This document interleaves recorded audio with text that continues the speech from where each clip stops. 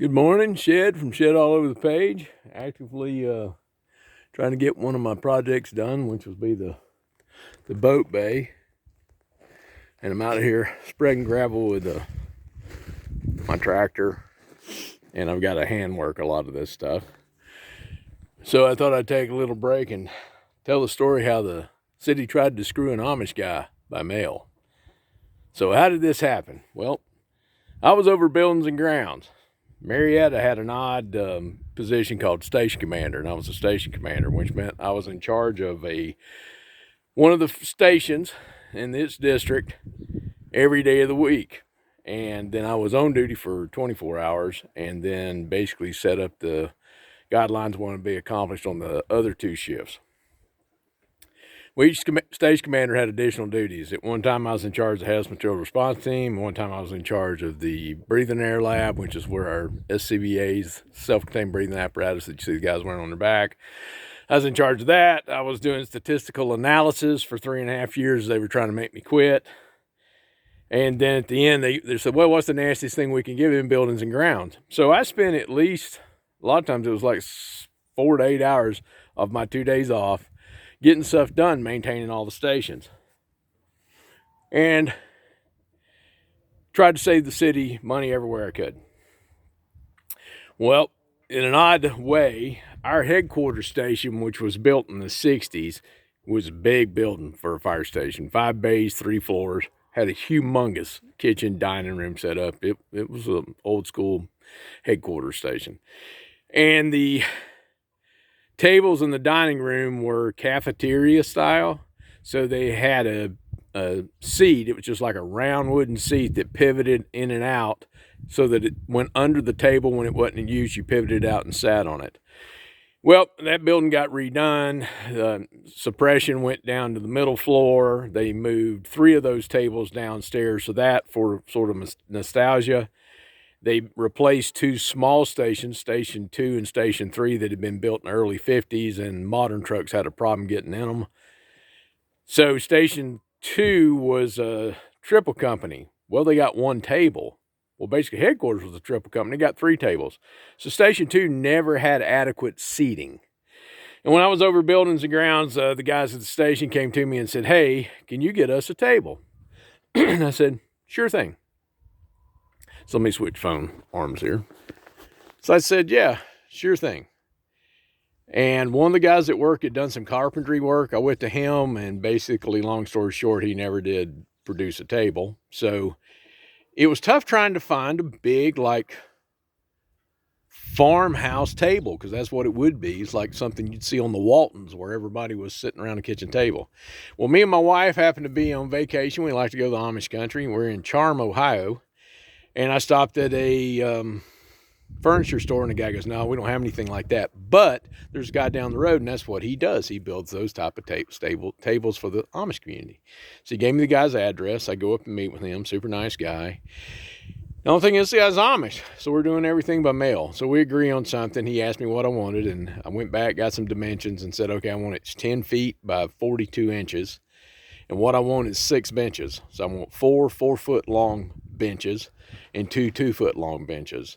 And that way the benches can be just set up on the top of the table as they clean up and do other things. And he said, okay. And we went back and forth on how the table would be built, the design. I didn't want something that was going to be a crumb catcher on the sides. And here's the deal. I'd had so much problems out of the chief of that department that I didn't want any headaches. So I went to him and said, after I talked to the Amish guy, I went to the chief before I even started the process, said, look, here's the deal. I'd like to put a new table out at Station 2. And he goes, well, that old table come out of headquarters. And I said, yeah, me and you both know that. And we were both there when the old headquarters were there. I said, but there's no guys hardly left anymore that know anything about old headquarters. There's no nostalgia there. And what they'd rather have is seating so that they can all sit together. Right now, they've got a folding table pushed up on one end. They got folding chairs, and it's just kind of a mess. And I said, I'd like to get them a decent table. We'll pull that one out, and you can put it somewhere else or do whatever you want with it. And he goes, well, okay. So I kept this guy in the loop the whole time. So I got parts for I went over the dimensions of the table. It gets mailed to the guy, and we send mail back in, not email now, snail mail, U.S. Postal Service. We send it back and forth between each other. He sends me colored designs on little pieces of wood that are made up that have been stained, and we agree on it. We get everything done. And then he gave me his price. I took it to purchasing department because they had to quote it out. And they came back and went, we can't even get close to this guy's price. It's like this guy is thousands of dollars cheaper than anything we can find. They said, the only question is, how are we going to get it here? And I said, well, I've got that figured out. I said, one of the guys at work's got an enclosed trailer. Me and my wife will go on vacation, and we can take the trailer up, load the table up, and I'll bring it back. Well, they're okay. And I said, now, if you want to, you can offset some of my fuel costs. I said, if you want to pay $50 towards fuel. And they said, yeah, that would be fine because it's a lot cheaper than what the shipping would have been. So, okay. So everything's agreed upon. Good to go. Mail everything out. Go by and talk to the chief. Keep him, what's going on. He's okay.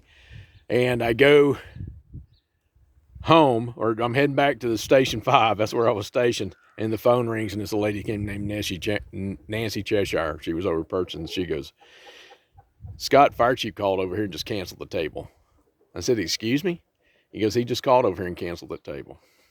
Guy was driving the engine for me. I'm sure there were several expletives that came out of my mouth, but I said, turn this SOB around and go back up there.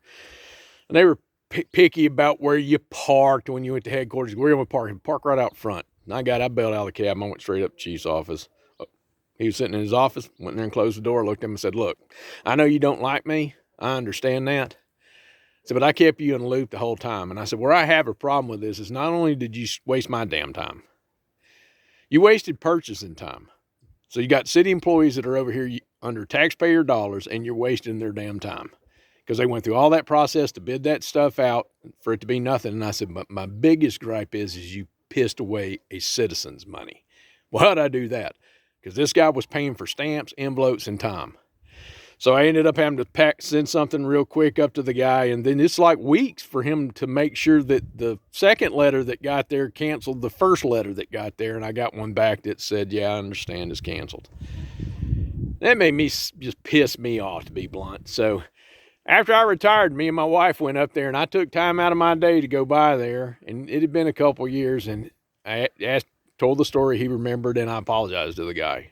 He goes, you don't owe me apology. And I said, no, you weren't treated fairly, and I'm sorry. And he was appreciative of it. So if people don't understand that's the type of stuff that's going on in the leadership in the city of Marietta, and the city manager just got a pay raise up to $300,000 a year. That doesn't include the perks, $300,000 a year. And he's the manager, and that stuff's going on under his watch. He doesn't deserve that kind of money. This is Shed, off the page.